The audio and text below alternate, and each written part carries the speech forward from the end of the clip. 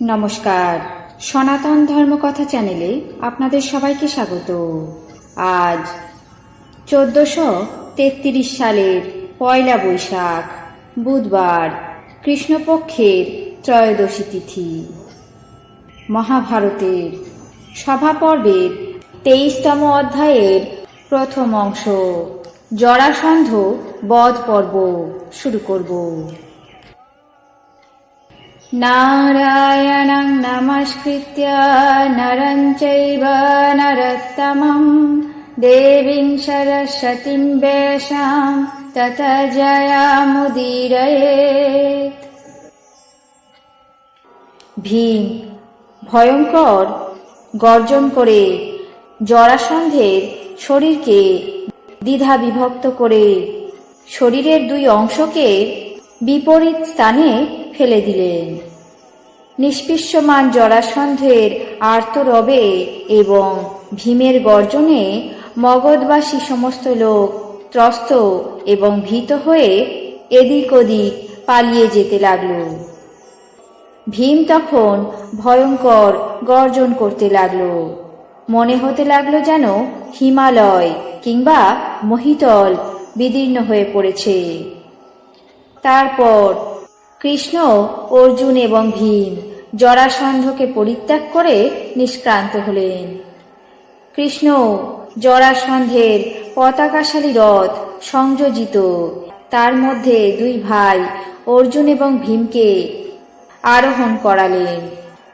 তারপর সমস্ত বন্দী রাজাদেরকে কারামুক্ত করলেন। রাজাগণ মহাভয় থেকে পরিত্রাণ পেয়ে কৃষ্ণের কাছে গমন করে রত্ন মণিমাণিক্য দ্বারা তাকে যথোচিত সম্মান এবং সমাদর করলেন। অক্ষত অস্ত্র সম্পন্ন বাসুদেব সেই দিব্য রথে আরোহণ করে রাজাদের সঙ্গে গিরিব্রজ থেকে প্রস্থান করলেন।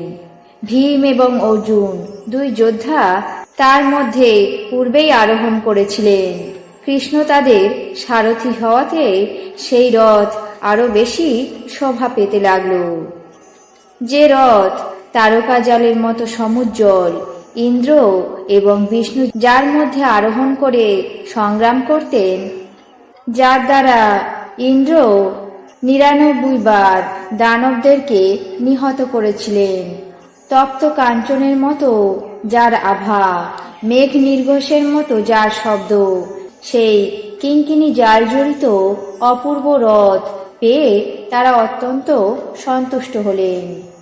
মগধের প্রজাগণ মহাবাহু কৃষ্ণ, ভীম এবং অর্জুনের সঙ্গে সেই রথ দেখে অত্যন্ত বিস্মিত হলেন। বায়ুবেগশালী সেই রথ দিব্য ঘটকে সংযুক্ত এবং কৃষ্ণের দ্বারা অধিষ্ঠিত হয়ে অত্যন্ত দীপ্তি পেতে লাগল। সেই দিব্য নির্মিত রথ শত্রুর ধনুর মতো প্রভাসম্পন্ন দেখাতে লাগল। তারপর কৃষ্ণ গরুরকে স্মরণ করা মাত্র তিনি উপস্থিত হলেন।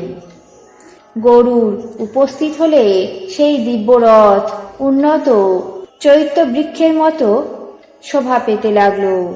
সেই রথের দিব্য ধ্বজ বৃক্ষেও সংলগ্ন হতো না, বানেও বিদ্ধ হতো না, কেবলমাত্র মানবের দৃশ্যমান ছিল।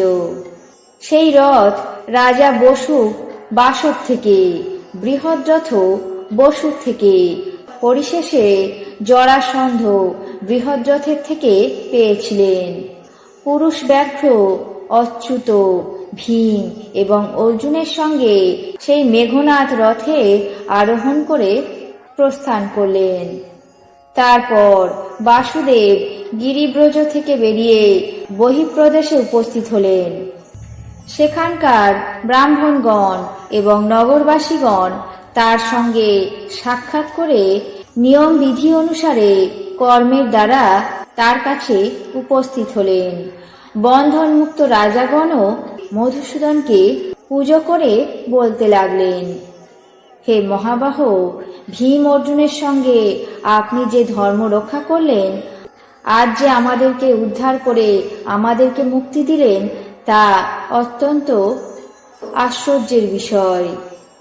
আপনি রাজাদের দুষ্কর কর্ম করলেন, আপনি অধিক যশরাশি প্রাপ্ত করুন। এখন এই ভৃত্যদেরকে কি করতে হবে তারই অনুমতি করুন। আজ মহাভারতের সভা পর্বের 23তম অধ্যায়ের প্রথম অংশ জরাসন্ধ বধ পর্ব এখানে শেষ করছি। বাকি অংশ আগামী পর্বে পাঠ করে শোনাবো। এখন জেনে নেব আজকের দিনের 12টি রাশির রাশিফল। মেষ, আনন্দ লাভ। বৃষ, উচ্চ আশা। মিথুন, মহানুভবতা। কর্কট, গৌরব বৃদ্ধি। সিংহ, সমস্যার সমাধান। কন্যা, বিশ্বাস ভঙ্গ। তুলা, প্রাপ্য আদায়। বৃশ্চিক, ব্যয় বৃদ্ধি। ধনু, সন্তানের সাফল্য। মকর, শুভ যোগাযোগ। কুম্ভ, অপমানিত। মীন, দ্বিমুখী আয়। এই ছিল আজকের দিনের 12টি রাশির রাশিফল। আপনাদের কেমন লাগলো তা অবশ্যই কমেন্ট বক্সে জানাবেন। চ্যানেলটিকে সাবস্ক্রাইব করবেন, লাইক করবেন, শেয়ার করবেন। ধন্যবাদ।